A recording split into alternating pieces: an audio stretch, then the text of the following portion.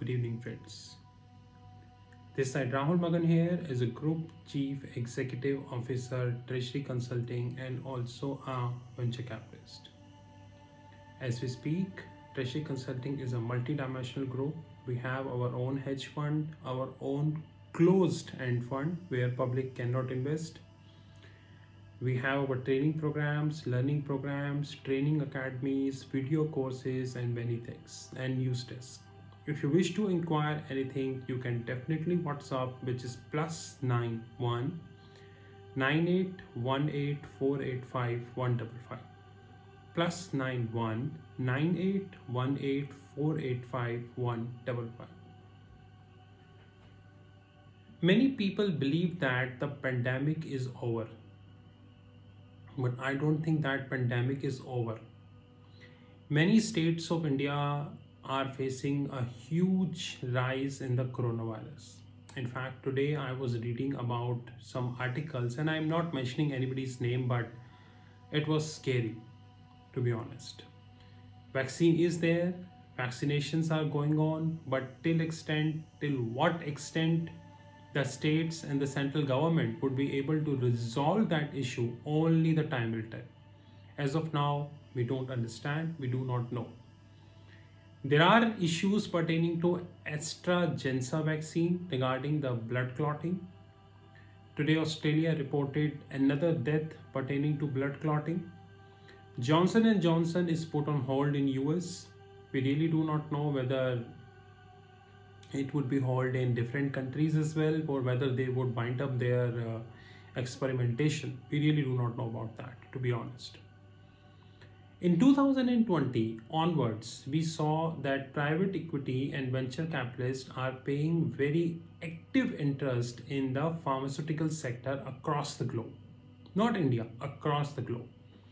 I have seen various such pharmaceutical deals by private equity players, which I don't think may happen had this pandemic not done. And I was trying to collate the data to make a video, and thanks to the Business Today, we got this data. We got this data from the latest magazine dated 18th April 2021, Business Today, page number 54. So all data is complied by the Business Today. We got the chains with the largest number of hospitals and beds, where you have Apollo, around 71 hospitals and around 10,000 beds. Second is the Manipal in Colombia with 27 hospitals and around 7,200 beds. Third is the Fortis Healthcare, around 27 hospitals, 3,700 beds. Fourth is the Healthcare Global, 26 hospitals. Narayana, 21. Max Healthcare, 17. STDM, 13. Care, 13. IHH, around 34. These hospital chains, first of all, the name which this magazine mentioned excludes a very important name. And I don't know why they missed it. It was a deliberate move or it was not a deliberate move, I don't know, but they missed it. In fact, our fund already bought this stock and Dalal Street also recommended this stock. Of course, after we bought. I see a substantial interest of private equity in the hospitality stocks across the globe. But whether hospitality stocks like information technology end up as a consolidation means that a big hospital chain would be buying small hospitals and finally it end up as a big hospital, we do not know. But the diseases are rising, the average age span of human being is decreasing, the environmental issues across the globe, the pollution levels, the water pollution levels, the air pollution levels, different pandemics at the different stages of life. Hospital stocks are on the radar of private equity and the venture capitalist firm. Example, Max Healthcare. Max Healthcare is the second largest private hospital chain we have in India. I agree. As of now, the share price is around 230 something. It is not what it should be, but God knows what would happen at any given point of time. So, guys, officially speaking, pandemic not yet over, and maybe it take another 1-2 years to completely relieved or elevated from the pandemic across the globe. But keeping this in mind, a good investor should have some part of the capital should be for pharma. Example, your portfolio is 5 lakhs. Just take a simplistic example. Your portfolio is 5 lakhs. You should have at least 1 lakh in the pharma sector.